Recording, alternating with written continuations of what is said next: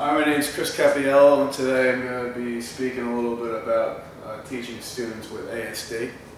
Just give you a little background information. According to Dunlop and Fox, autism is a disability syndrome characterized principally by significant problems in the development of communication and social functioning. These students range from nonverbal, very low functioning, aggressive, antisocial, and to those who are high functioning and seek social interactions. So these students have a wide array of differences and different capabilities. Increasing prevalence is now 1 in every 97 births. We're going to talk about some recommended teaching strategies, and we're going to talk about some research on proven methods of teaching being used in the classrooms with ASD students. First off, just a couple of quick instructional approaches for any general classrooms with ASD students. It's good to provide checklists for the students. It's good to provide structured interactions with other students.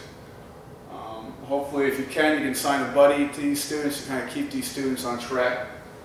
Any keyboards for these, some of the ASD students have poor handwriting, and just to keep them up to date and quick, give them a keyboard. And they also recommend 3-ring binders, and in this you can put all their different subjects in a folder for each, have a schedule for them, and have a pocket in there for any parent-teacher communications. It's important to keep these students with ASD structured because they get a little frantic when they don't have structure. I did some research and looked at autism learners and literacy. They found some beneficial things that help these students to comprehend and know what they read and to relate back to their teachers. One of the studies done by Collinson and Griffith, they studied the putting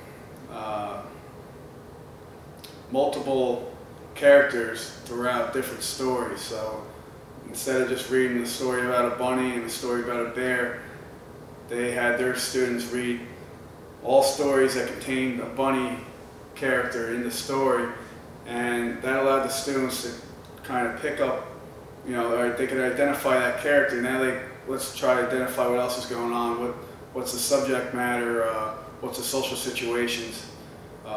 Using the same character allows these students to identify with this character and allows them to process that and move on to the next subject at hand.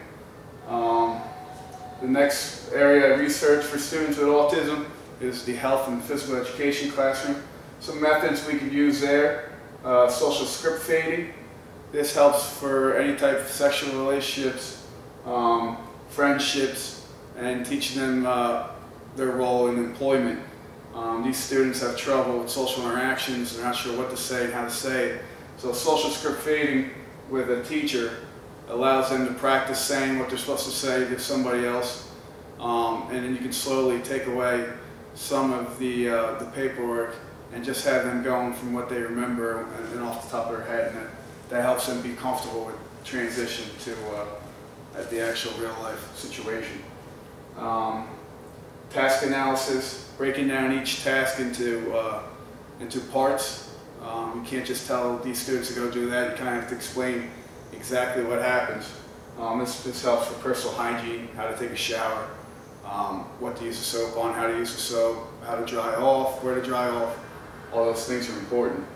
Also exercise. You can't just tell a student to go run. Most students you can't, and students with autism, you gotta overly explain. Make sure that a lot of them are very intelligent students. It's not the intelligence, but they're very literal, and they only understand when you tell them direct sequences. Another activity I read about, and this is for students with severe autism and mental retardation. It's called Success in Physical Activity, SPA. In this, they break down the gym into stations. They use high, clearly defined boundaries, and they use waiting chairs and folders at each station, and they use poster board with students' name and a schedule. So what they do is they break down the gymnasium into smaller units, okay? Because big open space scares these students, makes them apprehensive to try something. Also, it gives them physical boundaries so they're not nervous. Have waiting chairs. So for these students, when they come into the classroom, since they're visual learners, they can come in here and they sit in their squads and they warm up and they can see their face, their name, and they go up to their board, and now they're supposed to know from here which station they go to. And obviously right here they can see Chris is going to go to the jump and check station. How does he see that?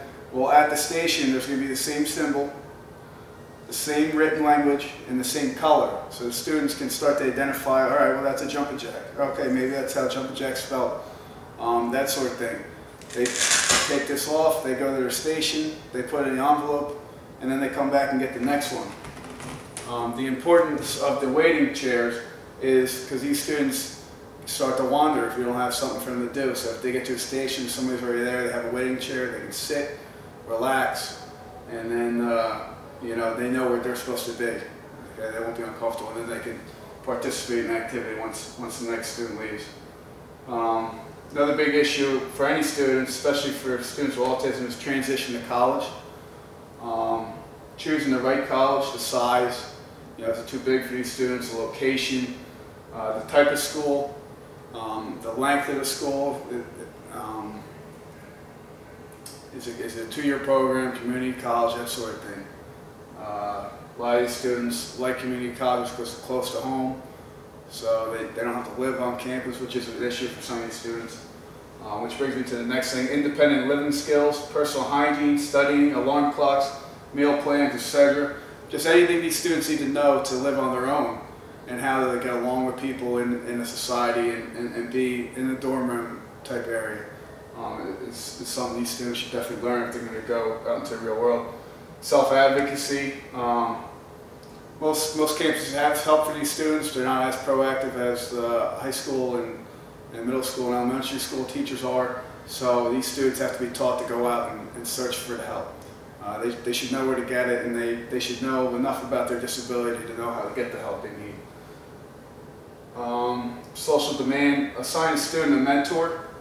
Anybody you can look up to, whether it's a teacher or a guidance counselor, anybody the student can go to for help. Also, if you can, try to find the student a peer buddy. Freshman year in college is nerve-wracking for everybody. Nobody knows anybody. It's fresh again, let alone now your student has, you know, social disorders anyway. So if you know somebody in the school system, whether they pay him or whatever, if he does it to be a good person, it's good to try and get this person a buddy.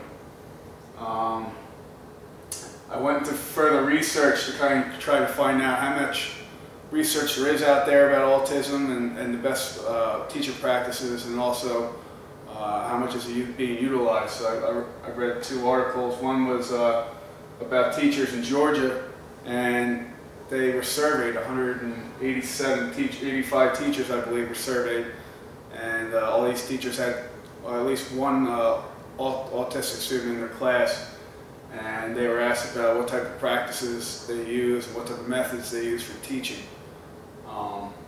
At 185 teachers who were researched, only 7.7% were reported as using scientifically based strategies. That doesn't mean that they weren't doing a good job of teaching. It just means that the strategies they use, they never researched. And they don't have heavy research backing them up. Another article I read was an article about Midland County. It kind of reiterates the same thing. The Georgia case had. In Midland County, they had a problem. The prevalence of autism was skyrocketing, and the professional development for teaching for students was coming down, and they were having a crisis, and they weren't getting across to these students, and they didn't know what the problem was. So they had these researchers come in, and they found that teachers could not give credible reasons for using the methods they applied in their classrooms. So doesn't mean, again, that they weren't using poor practices. It just means that they weren't research-based and they couldn't even give a reason why they were using them. So that's a scary fact.